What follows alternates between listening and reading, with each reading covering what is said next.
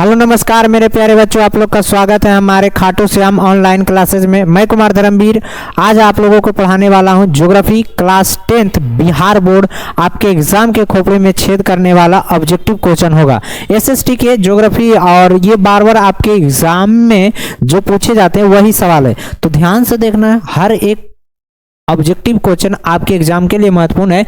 आप जैसे कि स्लाइड पर देख रहे होंगे कि क्लास 10th का है, कौन सा है, क्लास 10th का है और बिहार बोर्ड के लिए स्पेशल है। एसएसटी सोशल साइंस का है और ज्योग्राफी का है।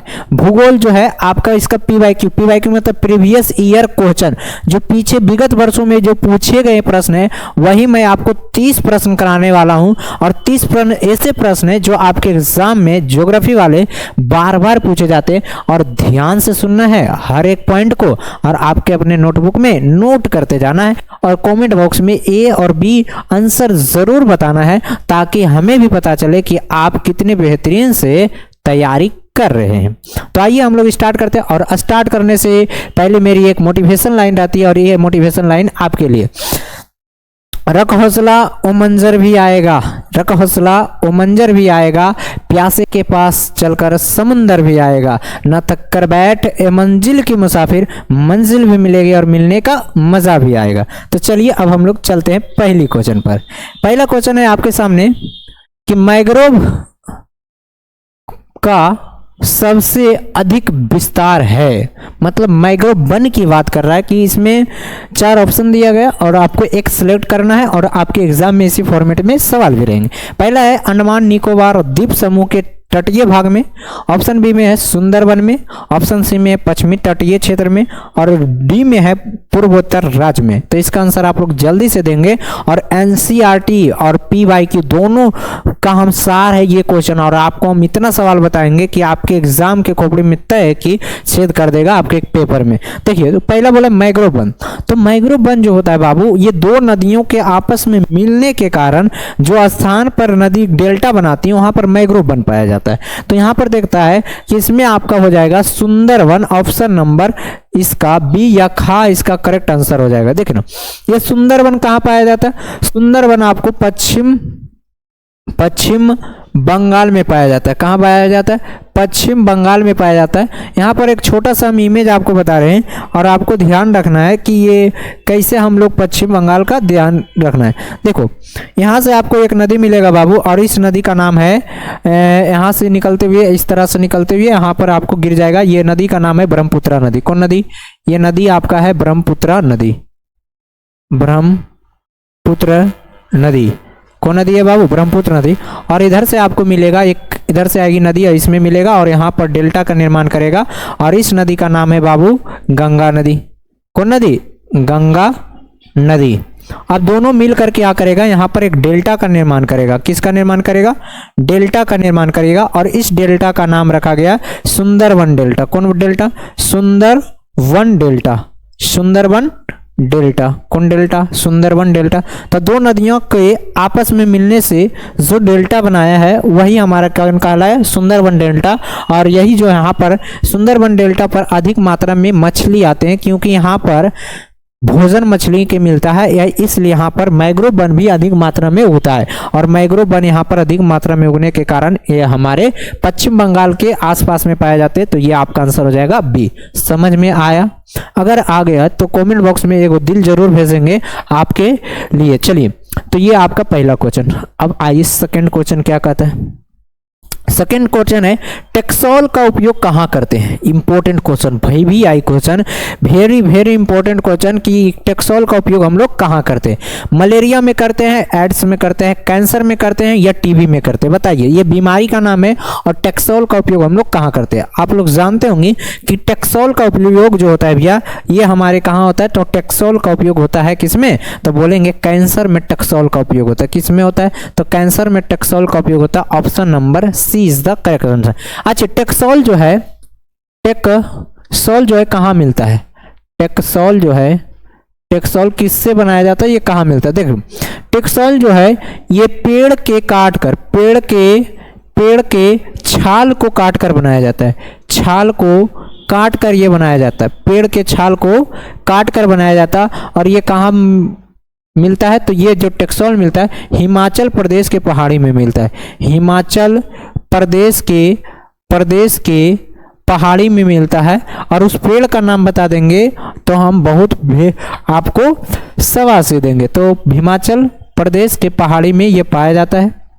और ये आपका कौन सा पेड़ है, तो उस पेड़ का नाम है बाबू चीड़। कौन सा चीड़, आपके गांव वाला चीड़ नहीं, ये दूसरा चीड़ होता है, ये चीड़ दूसरा का पौधा है, ठीक। तो ये चीड़ जो है आपके गांव में पाया जाता है, तो आपके हिमाचल प्रदेश के क्षेत्रों में पाया जाता है। तो टेक्सोल ये याद रखेंगे किस में उपयोग किया जाता है, कैंसर में उपयोग किया जाता है। और जो पॉइंट हम साइड करके लिख रहे हैं वो पॉइंट को आपको ध्यान रखना है, क्योंकि आपके एग्जाम के लिए यही सवाल आपके एग्जाम में आ सकते हैं, ठीक। तो चलिए आगे हम लोग समझते हैं। अगला तीसरा सवाल है कि चरक का संबंध किस देश से है। बहुत इंपॉर्टेंट क्वेश्चन है बाबू कि चरक का संबंध किस देश से है, जल्दी से आप लोग बताएंगे चरक का संबंध किस देश से है। तो बोलेंगे भैया कि चरक का देश म्यांमार से है, श्रीलंका से है, भारत से है या नेपाल से है। तो आप लोग जानते होंगे कि चरक जो है इसका संबंध भारत से है, नाम से भी स्पष्ट हो रहा है कि चरक का संबंध भारत से है। Option number C is the correct answer हो जाएगा। देखो आपको हम एक पूछते हैं, इंडिका पुस्तक किससे संबंध है, इंडिका पुस्तक किससे संबंध है ये आपको बताएंगे। तो बोलेंगे ये जो है मेगास्थनीज से संबंधित है, मेगा स्थनीज से संबंधित है। किससे संबंधित है बाबू, तो मेगा स्थनीज से संबंधित है। ये भी आप याद रख सकते हैं सवाल। देखो आपको यहाँ बता देना है कि भारत जो है यहाँ पर अलग अलग प्रकार के भगवान भी जन्म लिए हैं, जैसे राम भगवान, कृष्ण भगवान, ये सब हमारे भगवान में ये चरक का इनका संबंध है। चलिए ये भी याद रख सकते हैं। अगला सवाल आते हैं, 5 नंबर सवाल है कि 1991 से 80 में तक लगभग कितना किलोमीटर वन क्षेत्र कृषि भूमि में पाया गया है। जल्दी से इसका करेक्ट आंसर देंगे कि 1991-80 के दशक में कितना वर्ग किलोमीटर जो है भूमि क्षेत्र में पाया गया है। जल्दी से सभी लोग इसका करेक्ट आंसर देंगे और आपको बताना है कि इसका करेक्ट आंसर क्या होगा। जल्दी से बाबू आप इसका करेक्ट आंसर देंगे, जल्दी से। जल्दी से आपका करेक्ट आंसर आना चाहिए। इसका क्या आंसर हो जाएगा,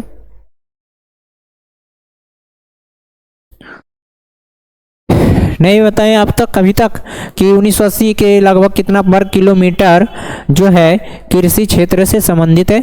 तो आप बोलेंगे कितना किलोमीटर है, 30,31,30,000, 26,200, 25,200 या 35,000।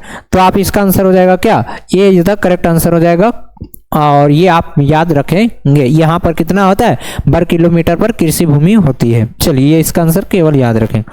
अगला सवाल बहुत इंपॉर्टेंट क्वेश्चन है, 21 नंबर संविधान के धारा नंबर 21, ओहो धारा 102 लगा के अंदर कर देवो, ये सब गाना मत गाइएगा और ना ही तो सुनिएगा, ठीक है।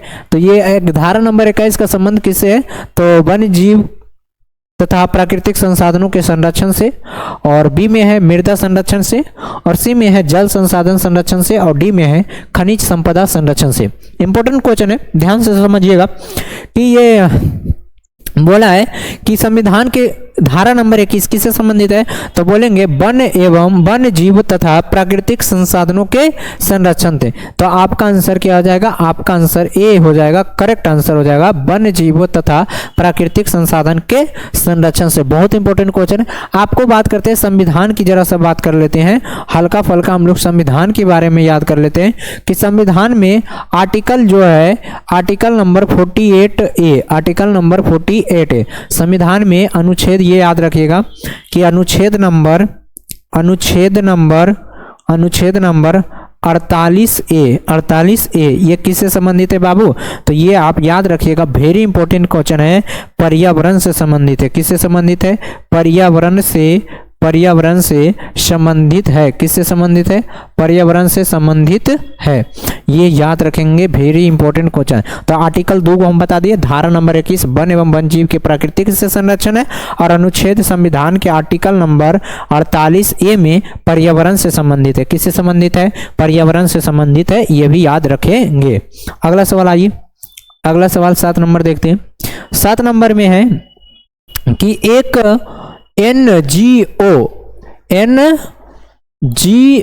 एनजीओ की वानिकी रिपोर्ट के अनुसार 1948 में विश्व में कितना हेक्टर भूमि जो है वन विस्तार है, कितना भूमि पर वन का विस्तार है? 6 अरब हेक्टर पर, 4 अरब हेक्टर पर, 8 अरब हेक्टर पर, 5 अरब हेक्टर पर। तो ये आपको बताना है कि कितना अरब हेक्टर पर वन जीव का 1920 में विश्व में कितने हेक्टर भूमि पर वन का विस्तार है? यार ये छोटू, चलो कोई बात नहीं। तो आपका आंसर क्या हो जाएगा बाबू? ऑप्शन नंबर ए, 6 अरब हेक्टर जो है इतना किलोमीटर पर किसका विस्तार है? भूमि का विस्तार है, कृषि वाले वन का भूमि। आपको ये बताना है कि वन जो है, जंगल जिसको हम लोग वन बोलते हैं, जंगल, ये जंगल जो है वन या जंगल, ये जंगल जो है सबसे अधिक कहाँ पाया जाता है? भारत राज्य में। भारत में कहाँ पाया जाता है? तो बोलेंगे ये मध्य प्रदेश में पाया जाता है। कहाँ पाया जाता है? बोलेंगे मध्य प्रदेश में पाया जाता है भैया। कहाँ पाया जाता है? मध्य प्रदेश में पाया जाता है। तो ये भी सवाल याद रख सकते हैं। तो ये आपका option number A is the correct. हर एक सवाल हम बता रहे हैं कि आपके एग्जाम के लिए बहुत ही इंपॉर्टेंट क्वेश्चन है, और हर आपके एग्जाम के पेपर में खोपड़ी में छेद करने वाला सवाल है। पेपर जैसी देखेगा तय है कि उसके खोपड़ी में छेद करने वाला सवाल है जी। मत कर किसी को पाने की तमन्ना, ये बेदर्द निगाहें हैं इस जमाने की, खुद को इतना काबिल बना कि लोग करे तुम्हें ही पाने की। चलिए, होती है। चलिए अगला सवाल है कि प्राकृतिक संसाधनों में के संरक्षण 1968 में कौन सा कन्वेंशन हुआ था? बहुत इंपॉर्टेंट क्वेश्चन है कि 1968 के प्राकृतिक संरक्षण में कौन सा कन्वेंशन हुआ था? अफ्रीकी कन्वेंशन, वेटलैंड कन्वेंशन, विश्व आपदा कन्वेंशन, इनमें से कोई नहीं। तो आपको बताना है क्या हो जाएगा करेक्ट आंसर भैया। तो बोलेंगे वेटलैंड कन्वेंशन हुआ था। Option number B is the correct answer हो जाएगा। वेटलैंड मतलब इसे हम लोग आर्द्र भूमि बोलते। क्या? आर्द्र भूमि संरक्षण, आर्द्र भूमि संरक्षण, आर्द्र भूमि संरक्षण के लिए ये हुआ था। किस भूमि के संरक्षण के लिए? आर्द्र भूमि संरक्षण के लिए कन्वेंशन हुआ था, वेटलैंड कन्वेंशन। कब हुआ था? तो बोलेंगे 1968 में। कब हुआ था? 1968 में। आपको एक सवाल हम आपसे पूछते हैं कि आपको यहाँ पर हम एक डब्बा बनाकर सवाल पूछ रहे हैं कि आपको बताना है बाबू कि क्या बताना है? बताना है आपको क्योटो प्रोटोकॉल कब हुआ था? क्योटो प्रोटोकॉल कब हुआ था? क्या पूछे सवाल हम? क्योटो प्रोटोकॉल कब हुआ था? क्योटो प्रोटोकॉल कब हुआ था? और ये क्योटो प्रोटोकॉल कब हुआ था?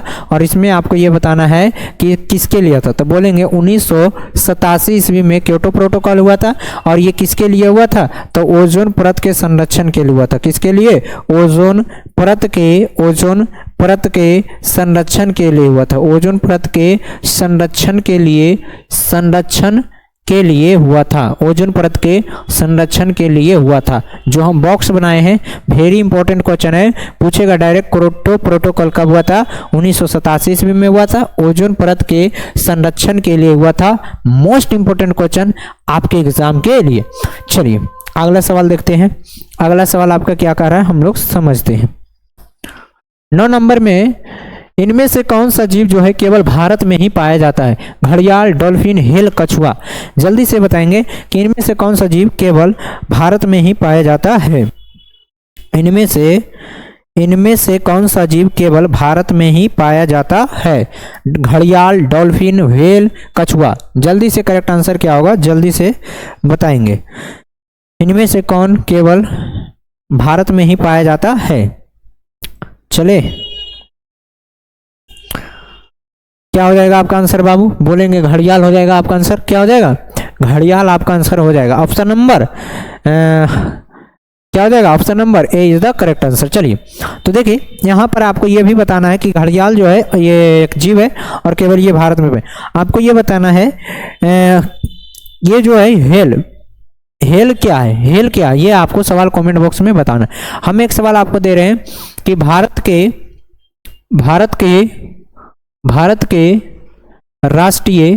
भारत के सॉरी भारत के नहीं, विश्व के सबसे, ये सवाल याद रख लीजिएगा, विश्व के सबसे बड़ा पक्षी कौन सा है, बड़ा पक्षी कौन सा है, पक्षी कौन सा है, तो ये आप याद रखेंगे, ये कौन सा है तो बोलेंगे, ये कौन सा है तो बोलेंगे ये शुतुरमुर्ग है। कौन सा है, शुतुरमुर्ग जो है ये विश्व का सबसे बड़ा पक्षी है, याद रखेंगे, वेरी इंपॉर्टेंट क्वेश्चन है। और सबसे छोटा पक्षी कौन सा है, सबसे छोटा पक्षी कौन सा है, सबसे छोटा पक्षी कौन सा है, तो बोलेंगे भैया कि सबसे छोटा पक्षी हमिंग बर्ड है। कौन बर्ड है, हमिंग बर्ड, जिसे हम लोग गौरैया बोलते हैं। कौन सी बोलते हैं, गौरैया बोलते हैं। क्या बोलते हैं, गौरैया बोलते हैं। हमारे बिहार में का ये राजकीय पशु भी है। ये क्या है, बिहार का राजकीय पशु है, बिहार का राजकीय पशु है, ये भी याद रखेंगे। वन्य जीव से सवाल चल रहा है तो वन्य जीव के बारे में हम बता रहे हैं, तो ये आपको याद रखना है। तो सवाल हर आपके एग्जाम के लिए महत्वपूर्ण है, हर एक टॉपिक आपके लिए महत्वपूर्ण है। जो मैं सवाल अलग से लिखता हूँ ये आपके एग्जाम के लिए और ही महत्वपूर्ण है। चलिए अगला सवाल क्या कहता है। अगला सवाल है कि भारत का राष्ट्रीय पक्षी कौन सा। वेरी वेरी इंपॉर्टेंट क्वेश्चन और सबसे हलवा क्वेश्चन, ये नहीं बताएंगे तो धिक्कार है इसे पढ़ने में पर जी। तो इसका आंसर आप लोग लिखेंगे कमेंट में क्या होगा। ऑप्शन ए में कबूतर, ऑप्शन बी में हंस, ऑप्शन सी में मयूर, ऑप्शन सी डी में तोता। तो आपका क्या हो जाएगा ऑप्शन नंबर, इस समय देरी नहीं लगाना, समय को बचाते हुए इसका आंसर करके सी निकल जाना है मयूर। मयूर को हम लोग क्या बोलते हैं, मोर। संस्कृत शब्द इसमें लिखा है क्या, मयूर, मोर। भारत का क्या है, राष्ट्रीय पक्षी। आइए हम एक डब्बा बनाते हैं और इसमें हम लोग कुछ पॉइंट को लिख लेते हैं और आपको याद रख लेना है। ठीक, देखिए आपको सवाल याद रखना है कि भारत का राष्ट्रीय पशु कौन सा है। पक्षी हो गया, पशु कौन सा है, और ये बताना है भारत का राष्ट्रीय फूल कौन सा है, ये आपको बताना है।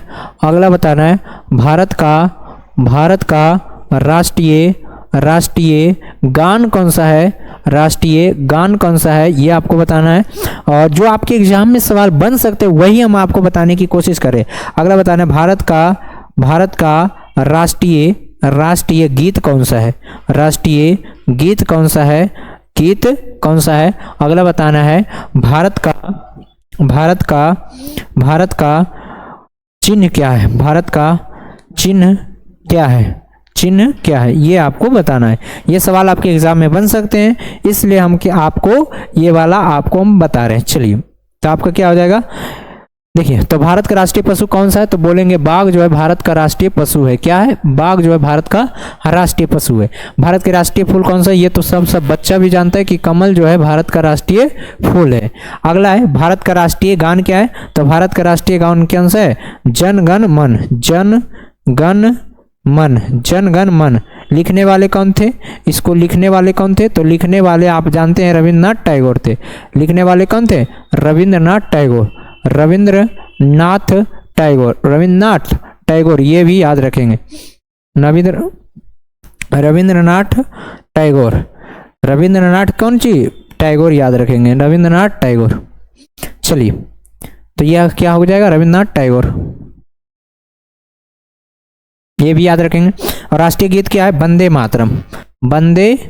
मातरम। इसको लिखने वाले कौन थे, वंदे मातरम को लिखने वाले कौन थे बाबू, तो बोलेंगे वंदे मातरम को लिखने वाले बंकिम चंद्र चटर्जी।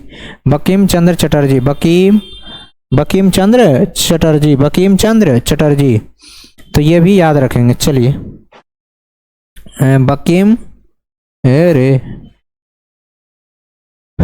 सारा सवाल इंपॉर्टेंट है, ध्यान से समझना है बाबू। क्या करना है, ध्यान से समझना है। बंकिम चंद्र चटर्जी, अरे यार क्या लिखा रहा है आज, हमको समझ में नहीं आ रहा है, बार बार मिटा रहे, बार बार लिखा रहा है। तो वंदे मातरम के बंकिम चंद्र चटर्जी याद रखेंगे। चलो ये पूरा कर लेंगे। राष्ट्रीय चिन्ह क्या है, तो बोलेंगे अशोक चक्र जो है भारत का राष्ट्रीय चिन्ह है, अशोक चक्र। आपको ये बताना कि अशोक चक्र में जो गोल होता है अशोक चक्र, ये सत्यमेव जयते जिसे हम लोग बोलते हैं, ये इसमें कितने तिलियां हैं आपको कमेंट बॉक्स में ये बता देना है। तो आपका आंसर क्या हो गया, सी। आपका पोस्टमार्टम का सवाल ये सब हो गया। ये सभी सवाल आपके बन सकते हैं और आपके एग्जाम में आ सकते हैं। चलिए अगला सवाल कौन सा है। अगला सवाल है कि बृहद क्षेत्र में जल की उपस्थिति के कारण पृथ्वी को क्या कहते हैं। उजला ग्रह कहते हैं, नीला ग्रह कहते हैं, लाल ग्रह कहते हैं, हरा ग्रह। तो पहले आपको यही पॉइंट याद होना चाहिए कि पृथ्वी एक ग्रह है। क्या है, पृथ्वी एक ग्रह है। तो पृथ्वी एक क्या है, ग्रह है। तो पृथ्वी एक क्या है बाबू, पृथ्वी एक ग्रह है, ये याद रखेंगे। तो पृथ्वी पर ऊपर से देखने पर, आकाश से देखने पर पृथ्वी पर पानी अधिक मात्रा में है, इसलिए पृथ्वी को नीला ग्रह कहा जाता है। कौन ग्रह कहा जाता है, नीला ग्रह कहा जाता है। Option number B is the correct answer. देखिए पृथ्वी को कौन सा ग्रह कहा गया, नीला ग्रह कहा गया। आपको ये बताना है कि पृथ्वी जो है ये एक क्या है, ग्रह है। और इसको कौन सा ग्रह कहते हैं, तो इसे नीला ग्रह कहते हैं। और पृथ्वी के बारे में ये याद रखना, इसके पास एक उपग्रह है और एक उपग्रह का नाम क्या है, इसका उपग्रह का नाम है चंद्रमा। क्या नाम है, चंद्रमा जो है इसका एक उपग्रह है। कौन सा है, चंद्रमा जो है इसका एक उपग्रह है। आपको याद रखना है ये भी कि पृथ्वी जो है पृथ्वी का जुड़वा वाहन किसे कहा जाता है, पृथ्वी का जुड़वा वाहन किसे कहा जाता है, पृथ्वी का जुड़वा वाहन किसे कहा जाता है। तो जुड़वा वाहन कहा जाता है कौन ग्रह को, तो बोलेंगे शुक्र ग्रह को पृथ्वी का जुड़वा वाहन कहा जाता है, शुक्र ग्रह को। पृथ्वी एक ऐसा स्थान है जहां पर मनुष्य निवास करते हैं, या एकमात्र ऐसा ग्रह जहां पर मनुष्य निवास करते हैं। और ऐसा कोई भी ग्रह ऐसा नहीं है जहां पर मनुष्य रह सके। तो ये इतना पॉइंट भी याद रख सकते हैं। चलिए अगला सवाल है कुल जल का कितना परसेंट भाग महासागरों में निहित है। कितना परसेंट जो है जल हमारे महासागर में निहित है। तो बोलेंगे 9.5%, 95.5%, 96% या 96.5%। बहुत इजी सवाल है।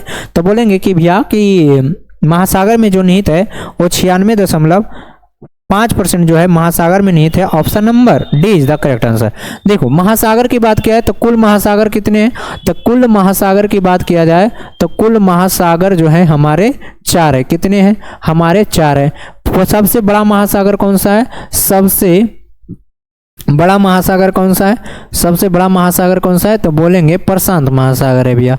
कौन सा है, प्रशांत महासागर है। कौन सा महासागर, प्रशांत महासागर है। ये भी याद रख सकते हैं। चलिए ये क्या कर सकते हैं, याद रख सकते हैं। चलिए महासागर है प्रशांत महासागर, ये हो गया। अगला सवाल बोला है कि 96.95% कहाँ है, महासागर में। तो आपको ये बताना है कि जो 4.3.5% जो पानी बच गया है वो कहाँ है, पृथ्वी के ऊपर। मतलब पीने योग्य, मतलब इसे हम बोल सकते हैं ये हमारे पीने योग्य जल से बोल सकते हैं, या तो अलवणीय जल बोल सकते हैं। ये कौन सा जल है, लवणीय जल है। इसमें नमक की मात्रा नहीं पाया, अलवणीय जल है। कौन सा जल है, अलवणीय जल है। ये भी याद रख सकते हैं। तो ये आपको याद रखना है। चलिए बाबू अगला चलते हैं।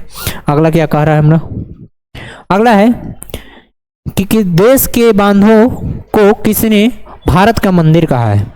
देश के बांधों ने किसने भारत का मंदिर कहा है, महात्मा गांधी, डॉक्टर राजेंद्र प्रसाद, पंडित नेहरू, स्वामी विवेकानंद। आपको याद रखना है कि देश के बांधों ने किसने भारत का मंदिर कहा था। तो ये याद रख सकते हैं कि कहने वाले कौन थे, तो ये कहने वाले थे Pandit Jawaharlal Nehru. Option number C is the correct answer. इन्होंने कहा था कि देश हमारा जो है भारत का मंदिर है बांधों ने। तो पंडित जवाहरलाल नेहरू ये भारत के प्रथम प्रधानमंत्री थे। भारत के प्रथम प्रधानमंत्री कौन थे, तो पंडित जवाहरलाल नेहरू थे। अगला सवाल ये याद रखना कि ये विदेश मंत्री भी थे। कौन थे, विदेश मंत्री यही थे हमारे पंडित जवाहरलाल नेहरू। पंडित जवाहरलाल नेहरू जो हैं इन्होंने 1900 लगभग 3 बार प्रधानमंत्री रहे। कितने बार, 3 बार 3 बार प्रधानमंत्री रहे हैं। कितने बार? 3 बार प्रधानमंत्री पद पर रहे हैं। तो ये भी याद रख सकते हैं पंडित जवाहरलाल नेहरू के बारे में। चलिए अगला सवाल क्या है? 14 नंबर में है। 14 नंबर में है, कह रहा है प्राणियों के शरीर में कितना परसेंट जल की मात्रा निहित होती है। जो हम लोग मनुष्य हैं, हम लोग क्या है? प्राणी हैं। तो हमारे शरीर में कितना परसेंट जो है जल की मात्रा निहित होती है? 55%, 60%, 65%, 70%। जल्दी से आपको करेक्ट आंसर बताना है कि कितना आंसर हो जाएगा। तो याद रखना 55%, 60%, 65% या 70%। जल्दी से करेक्ट आंसर देंगे। क्या देंगे? करेक्ट आंसर देंगे। जल्दी से सभी लोग आंसर दीजिएगा। तो आपका क्या करेक्ट आंसर हो जाएगा? तो करेक्ट आंसर जो हो जाएगा आपका, आप बोल सकते हैं कि इसका आंसर जो हो जाएगा भैया 65%। कितना परसेंट? 65%। तो प्राणी के शरीर में कितना परसेंट हो गया? 65%। आपको ये बताना है पीने योग्य जल कितना है। पीने योग्य जल कितना है? पीने योग्य जल, फ्रेश वाटर, पीने योग्य जल कितना है? तो बोलेंगे 2 से 3% हमारे पृथ्वी पर, 2 से 3% लगभग में। ये याद रख सकते हैं।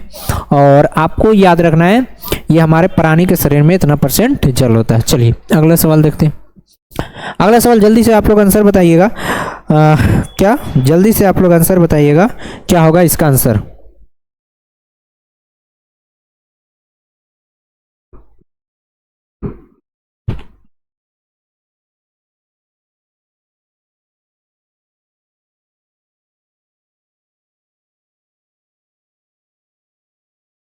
चलिए आगे क्या हो जाएगा। तो आपका सवाल पूछा है कि अति जल दोहन से किस तत्व का संकेंद्रण बढ़ा है। किस जल का संकेंद्रण बढ़ा है? क्या संकेंद्रण बढ़ा है? कि बिहार में अति जल दोहन के कारण किस तत्व का संकेंद्रण बढ़ा है? तो बाबू तो बोलेंगे फ्लोराइड का, क्लोराइड का, या फिर आर्सेनिक का, या लोहा का।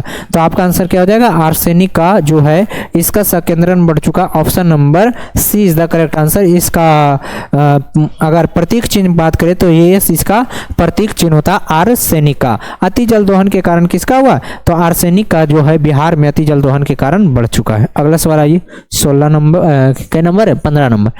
कहता है पंजाब में भूमि निम्न करनी के कारण मुख्य कारण क्या है? पंजाब में जब भूमि का निम्न करनी हो रहा था उसका कारण क्या? वनोन्मूलन, गहन की खेती, अति पशुचारण, अधिक सिंचाई। तो पता है आपको कि जो पंजाब में होता है वो अधिक सिंचाई के कारण भूमि का निम्नीकरण हो रहा था। क्या हो रहा था? अधिक कारण भूमि का निम्नीकरण हो रहा था पंजाब।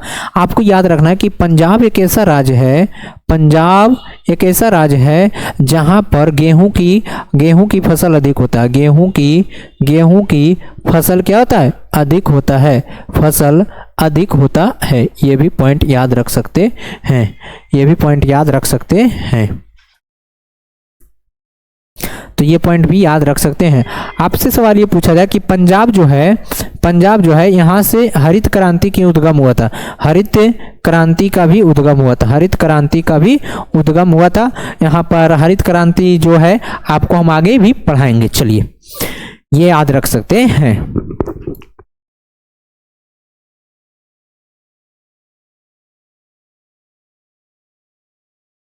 चलिए आगे हम लोग चलते हैं। अगला सवाल है कि सोपानी कृषि किस राज्य में प्रचलित है? बहुत इंपॉर्टेंट क्वेश्चन है कि सोपानी कृषि किस राज्य में प्रचलित है? हरियाणा, पंजाब, बिहार का मैदानी क्षेत्र या उत्तराखंड। तो बोलेंगे उत्तराखंड में जो है हमारा सोपानी कृषि राज्य में प्रचलित है। थ्योरी आप लोग जरूर देखिएगा। सोपानी कृषि किस राज्य में प्रचलित है? तो उत्तराखंड में हमारा सोपानी कृषि प्रचलित। उत्तराखंड में कृषि किस लिए प्रसिद्ध है? सोपानी कृषि प्रसिद्ध है। चलिए ये याद रख सकते हैं केवल। अगला सवाल है 18 नंबर। मरुस्थलीय मृदा का विस्तार निम्न में से कहाँ है? Uttar Pradesh, Rajasthan, Karnataka, Maharashtra. Very important question, लगा लीजिए ट्रिपल स्टार लगा लीजिए। ये सवाल आपके एग्जाम में आएगा। तो बोला है कि मरुस्थलीय मृदा का विस्तार कहाँ है? तो बोलेंगे राजस्थान में है। Option number B is the correct answer. आइए हम लोग आपको बताते हैं राजस्थान। देखो राजस्थान जो है इसका पहले राजधानी आप लोग याद रखेंगे। राजधानी जो है इसका कहाँ है? तो राजस्थान की राजधानी जयपुर है। कहाँ है? जयपुर इसकी राजधानी है। आपको राजस्थान में मरुस्थलीय मृदा का निर्माण हो। मरुस्थलीय मृदा अधिक मिलता है। मरुस्थलीय मृदा। और ये मरुस्थलीय मृदा कहाँ? विश्व का, भारत का भारत का सबसे बड़ा मरुस्थल कहाँ पाया जाता है? मरुस्थल राजस्थान में पाया जाता है। मरुस्थल पाया जाता है, सबसे बड़ा मरुस्थल पाया जाता है, और उस मरुस्थल का नाम है बाबू, क्या नाम है? तो बोलेंगे थार मरुस्थल। थार मरुस्थल। ये इंपॉर्टेंट क्वेश्चन है कि थार मरुस्थल कहाँ है, तो ये याद रखेंगे राजस्थान में है। और थार मरुस्थल में 3-4 चीज याद रखेंगे। ये थार मरुस्थल में ऊंट अधिक मात्रा में मिलेगा, आपको कैक्टस जो है, कैक्टस पौधा मिलेगा, कैक्टस पौधा छोटे छोटे मिलेगा। और यहाँ पर आपको एक चीज और याद रखेंगे, ये रेतीला स्थान होगा। क्या होगा? रेतीला स्थान होगा। तो ये 3 पॉइंट इसमें भी याद रख सकते हैं। चलिए, तो आपका क्या हो गया? राजधानी जयपुर राजस्थान के मरुस्थलीय मृदा यहाँ पर मिलता है। भारत के सबसे बड़ा मरुस्थल पाया जाता है जिसका नाम थार मरुस्थल है। थार मरुस्थल में ऊंट, कैक्टस पौधा ये सब अधिक मात्रा में पाया जाता है। तो देखो, हर एक टॉपिक आपके लिए इंपॉर्टेंट हो रहा है। हम आपको ऐसा नहीं है कि हमें एक क्वेश्चन को सोल्यूशन दिए और छोड़कर भाग रहे, नहीं, हर एक पॉइंट आपको हम बता रहे हैं। बशर्ते आपको क्या करना है, हमें सपोर्ट की जरूरत है, आपकी सपोर्ट। और हम आपके लिए मेहनत करने के लिए तैयार है, बशर्ते आपको भी मेहनत करना होगा। तो हम मेहनत करने के लिए आपके लिए तैयार हैं, आपको भी मेहनत करना होगा। तो चलिए, इस भैया के लिए कमेंट बॉक्स में लाल क्या होना चाहिए? दिल होना चाहिए। चलिए, आइए आगे चलते हैं। अगला सवाल है कि मेढक में प्रजनन नष्ट करने वाला रसायन कौन सा? बहुत इंपॉर्टेंट क्वेश्चन है कि मेढक में प्रजनन मतलब उत्पत्ति करने वाला, उसका रसायन का नाम क्या है? बेंजीन, यूरिया, एंड्रीन, फास्फोरस। यहाँ पर हम आपको 2-3 पॉइंट केमिस्ट्री का बता देंगे, याद रख लीजिएगा, क्योंकि आपके 10th के एग्जाम दे रहे हैं तो याद होना चाहिए। देखिए, तो एंड्रीन का नाम क्या है? तो आप बोलेंगे यूरिया है, कि सॉरी एंड्रीन। क्या हो जाएगा? Endrin. Option number C is the correct हो जाएगा। आपको बताना है इन सभी का अनुसूत्र क्या होगा। बेंजीन का अनुसूत्र क्या है, इसका अनुसूत्र क्या है, क्योंकि हम जरा सा हम बोले कि केमिस्ट्री बता देते, क्योंकि आपके एग्जाम में आ सकता है। इसका अनुसूत्र क्या है, इसका अनुसूत्र क्या है, और इसका अनुसूत्र क्या है, अनुसूत्र क्या है, अनुसूत्र क्या है? तीनों को जल्दी से आप लोग बता दें।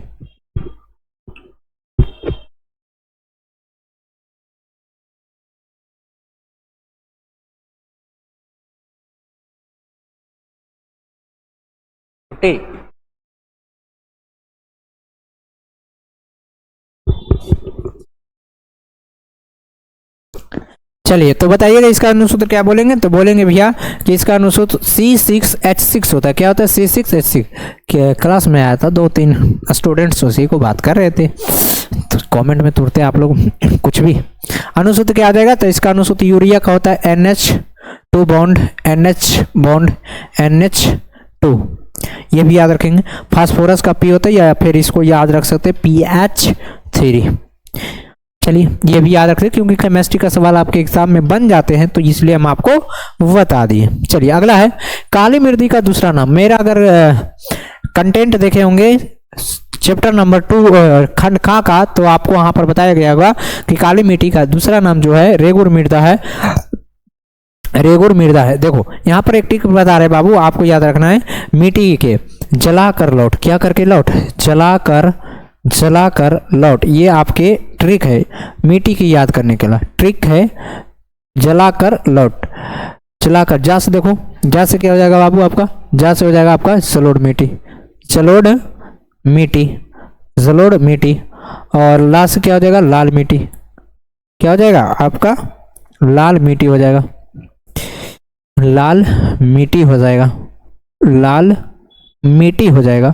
और का से क्या हो जाएगा? काली मिट्टी हो जाएगा, काली मिट्टी हो जाएगा, या इसी को हम लोग बोलते हैं रेगुर मिट्टी, रेगुर मिट्टी। देखो, यहाँ पर दोनों याद रखना, रा से क्या हो जाएगा? रेगुर मिट्टी, और लास्ट लौट से क्या होगा? लेटेराइट मिट्टी, लेटेराइट मिट्टी हो जाएगा। तो ये आपको ट्रिक याद रखना है, और मिट्टी बेहतरीन तरीके से याद रख सकते, जलाकर लौट। तो जलोढ़ मिट्टी, लाल मिट्टी, काली मिट्टी, या रेगुर मिट्टी, या फिर लेटेरा। तो ऑप्शन नंबर भी। आपको ये बताना कि काली मिट्टी जो है रेगुर मिट्टी में, इसमें कपास सबसे अधिक मात्रा में उगाया जाता है। कपास के लिए ये प्रसिद्ध है। किसके लिए? कपास के लिए प्रसिद्ध है, सबसे अधिक मात्रा में कपास यहीं उगाया जाता है, तो ये भी याद रख सकते हैं। अगला चलिए, अगला सवाल है, कोयला किस प्रकार का संसाधन है? Very very important question.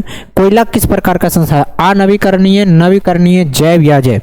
हम आपको चैप्टर नंबर 1 में पढ़ाए थे कि कोयला जो है बाबू एक अनवीकरणीय संसाधन है, क्योंकि अनवीकरणीय संसाधन वैसे संसाधन होते हैं जिसका हम पुनः पूर्ति योग नहीं कर सकते, उसको बार बार उपयोग नहीं कर सकते हैं। तो ऑप्शन नंबर आपका क्या हो जाएगा? ऑप्शन नंबर आपका हो जाएगा ए इज द करेक्ट आंसर। तो कोयला याद रखेंगे अनवीकरणीय, और इसका अनवीकरणीय के एग्जाम्पल याद रखेंगे, जैसे में पेट्रोलियम, पेट्रोलियम, पेट्रोलियम याद रखेंगे, पेट्रोलियम, पेट्रोलियम याद रखेंगे, प्राकृतिक गैस याद रखेंगे।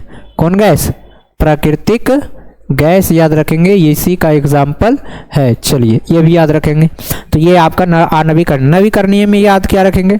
तो नवीकरणीय का एग्जाम्पल भी याद रख लीजिए, जैसे में आपका क्या हो जाएगा? नवीकरणीय में आपका हो जाएगा सूर्य का प्रकाश, सूर्य का प्रकाश, और इसमें याद रख सकते हैं तो जल याद रख सकते हैं, जल याद रखने के साथ वायु याद रख सकते हैं, ETC, क्या? ETC। तो ये भी याद रख सकते हैं। समझ में आया? तो कोयला किस प्रकार का संसाधन है? अनवीकरणीय संसाधन है। चलिए, तो आपको एक एक बार कमेंट बॉक्स में जल्दी जल्दी से लिख देना यस भैया मैं समझ में पूरी बेहतरीन तरीके से आ रहे हैं और आपके लिए हम फैन हो गए हैं। चलिए, सौर ऊर्जा निम्नलिखित में से कौन सा संसाधन है? अभी बताए सौर ऊर्जा, सूर्य के प्रकाश, अभी उसी को हम लोग सौर ऊर्जा कहते हैं। मानवकृत, पुनः पूर्ति योग, अजैव, अचक्रीय। तो बोलेंगे पुनः पूर्ति योग मतलब हम उसे पुनः बार बार उपयोग कर सकते हैं, यही इसी को हम लोग कहते हैं, इसी को हम लोग कहते हैं क्या? नवीकरणीय संसाधन, नवीकरणीय, नवीकरणीय संसाधन कहते हैं। कौन संसाधन? नवीकरणीय संसाधन कहते हैं। कौन संसाधन कहते हैं? नवीकरणीय संसाधन कहते हैं। तो ये आपका सौर ऊर्जा, ये आपका करेक्ट आंसर हो जाएगा। चलिए, 21 क्वेश्चन हो चुका है, 30 क्वेश्चन हम बताए थे, आपको हम कराएंगे 30 क्वेश्चन। कहता है कि तट रेखा से कितने किलोमीटर सीमा का अपवर्जक या आर्थिक क्षेत्र कहलाते हैं? मतलब तट रेखा, जैसे ये मान लो आपका ये भारत देश है, तो ये भारत देश का आधा मैप है, तो ये जो है आपका तट से तटीय सीमा है। ये कौन सीमा है? आप याद रख सकते हैं, ये आपका तटीय सीमा है। कौन सीमा है बाबू? तटीय सीमा। तो इसके कितने किलोमीटर के बाद जो है अपवर्जक या आर्थिक क्षेत्र कहलाएगा? तो बोलेंगे 200 नॉटिकल मील। कितने मील? 200 नॉटिकल मील। तो यहाँ से 200 नॉटिकल मील जो होगा, 200 नॉटिकल मील जो होगा वही आपका क्या कहलाएगा? तटीय क्षेत्र कहलाएगा या अपवर्जक या आर्थिक क्षेत्र कहलाएगा। तो ये भी याद रख सकते हैं।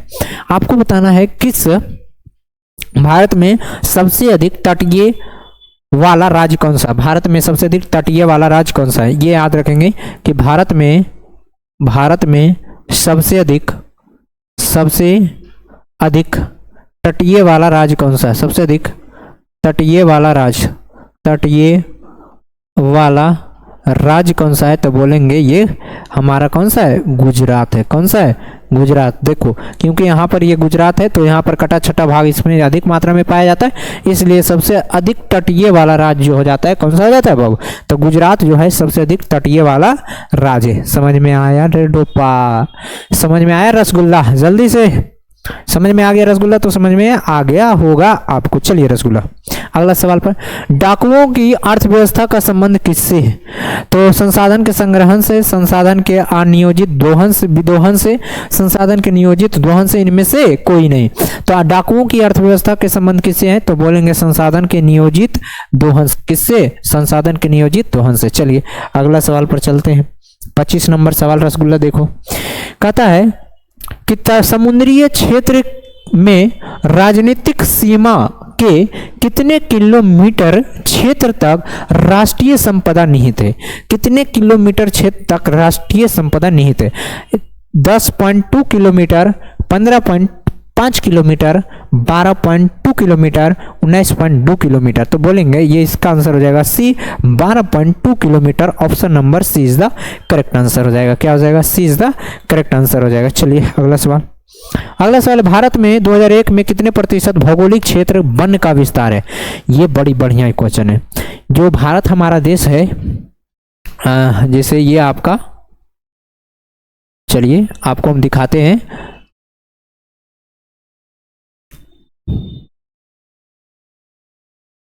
चलिए 1 मिनट देख लीजिएगा। ये क्या हो रहा है हमसे, आज प्राण काहे नहीं रहा है।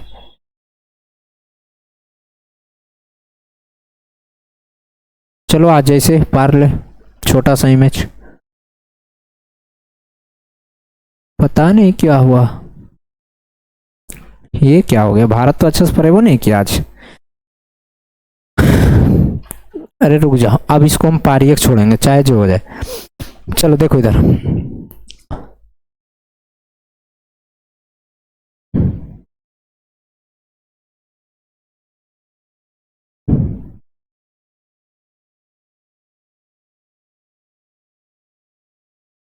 यहाँ देखना, आपको केवल कुछ नहीं करना है, आपको केवल बशर्ते हम इसलिए पा रहे हैं कि आपको समझ में आना चाहिए, और उसका कोई उद्देश्य नहीं है।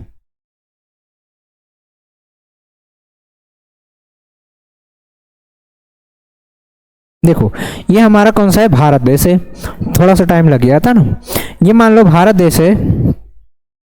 यहाँ पर सवाल आपसे यही पूछा है कि कितने प्रतिशत भौगोलिक क्षेत्र में वन का विस्तार है। ये पूरा भारत में है, तो भारत में कितने परसेंट पर वन का विस्तार, ये पूरा भारत के भौगोलिक क्षेत्र है और इसमें पूरा वन का विस्तार बताना है। तो बोलेंगे 20.60% जो है इसमें वन का विस्तार है। और यहाँ पर हम आपको बताए थे, इसके पीछे मतलब पीछे 10-5 क्वेश्चन पहले बताए थे कि यहाँ पर मध्य प्रदेश राज्य है, और मध्य प्रदेश एक ऐसा राज्य है जहाँ पर भारत का सबसे अधिक वन वाला राज्य, क्या भारत का सबसे अधिक वन वाला राज्य क्या बोले थे, सबसे अधिक वन वाला राज्य। मध्य प्रदेश एक ऐसा राज्य है जहां पर सबसे अधिक वन पाया जाता है, सबसे अधिक वन पाया जाता है। ये भी आपसे सवाल पूछे थे। चलिए ये भी याद रखेंगे और ये भी याद रख सकते हैं। और बिहार में केवल, यहाँ पर बिहार आपको मिलेगा बाबू नेपाल के नीचे, तो यहाँ बिहार आपको मिलेगा। और यहाँ पर वन की विस्तार किया जाए तो केवल 7% जो है यहाँ पर वन पाया जाता है। कितना परसेंट, 7% जो है यहाँ पर वन पाया जाता है। चलिए आगे सवाल चलते हैं। क्या कहता है, वन स्थिति रिपोर्ट के अनुसार भारत में कितना वन का विस्तार है। वही सवाल अभी बोले थे 20 दशमलव कितना परसेंट था, देख लीजिए सवाल को, तो 20.60% था। तो वही सवाल है 20.55%, 20.60%। Option number A is the correct answer हो जाएगा। क्या हो जाएगा इसका, ए इज द करेक्ट आंसर हो जाएगा। Option number A is the correct answer हो जाएगा। चलिए इसमें तो कोई डाउट वाली सवाल नहीं होनी चाहिए।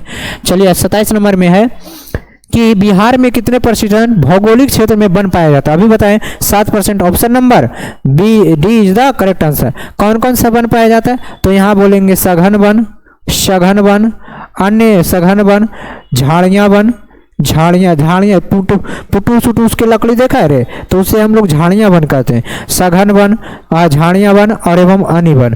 अन्य वन का मतलब ये हुआ कि जो छोटे छोटे लकड़ी पौधे होते वही सब हमारे बिहार में वन पाए जाते हैं। तो यही सब प्रकार के हमारे बिहार में वन पाए जाते हैं। सघन वन, झाड़ियाँ वन एवं अन्य वन जो है ये हमारे बिहार में पाए जाते हैं। तो केवल 7% जो है बिहार में वन पाया जाता है।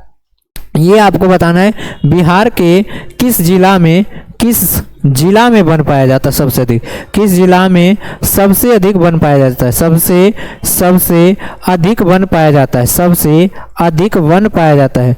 तो ये बोलेंगे भभुआ, कैमूर। कहाँ, भभुआ मतलब कैमूर, ये एक जिला है और कैमूर जिला में सबसे अधिक वन का विस्तार है। कहाँ, भभुआ कैमूर जिला में।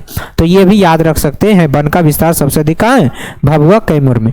29 नंबर सवाल, पूर्वोत्तर राज्यों में 188 आदिवासी जिलों में देश के कुल क्षेत्र का कितना परसेंट है। देखो हम आपको बता रहे हैं, ये मान लो आपका पूर्वोत्तर राज्य, कौन सा राज्य है, ये आपका पूर्वोत्तर राज्य। इधर का क्षेत्र कौन है, इसको हम लोग बोलेंगे, ये जो आपको क्षेत्र दिख रहा है ये आपका कौन सा राज्य हो गया, तो ये आपका हो गया पूर्वोत्तर स्थान। कौन सा स्थान हो गया भैया, तो बोलेंगे ये हो गया आपका हमारा पूर्वोत्तर स्थान, पूर्वोत्तर पूर्वोत्तर वाला राज्य, इसमें 7 राज्य आते हैं। कितने राज्य आते हैं? 7 राज्य आते हैं, जिसे हम लोग 7 सिस्टर बोलते हैं। क्या बोलते हैं? 7 सिस्टर। तो बोला 188 आदिवासी जिलों में देश का कितना परसेंट वन है? 75%, 80.5%, 90%, 60.61%। इसका आंसर जल्दी से आप लोग बताएंगे कि पूर्वोत्तर राज्यों में 188 आदिवासी जिलों में कितना वन का विस्तार है। जल्दी से इसका करेक्ट आंसर आना चाहिए कि पूर्वोत्तर राज्यों में, जल्दी से, पूर्वोत्तर राज्यों में 188 आदिवासी जिलों में देश के कुल क्षेत्र का कितना परसेंट वन का विस्तार है? जल्दी से आप लोग आंसर बताएंगे। नीचे विवाह का शादी चल रहा है।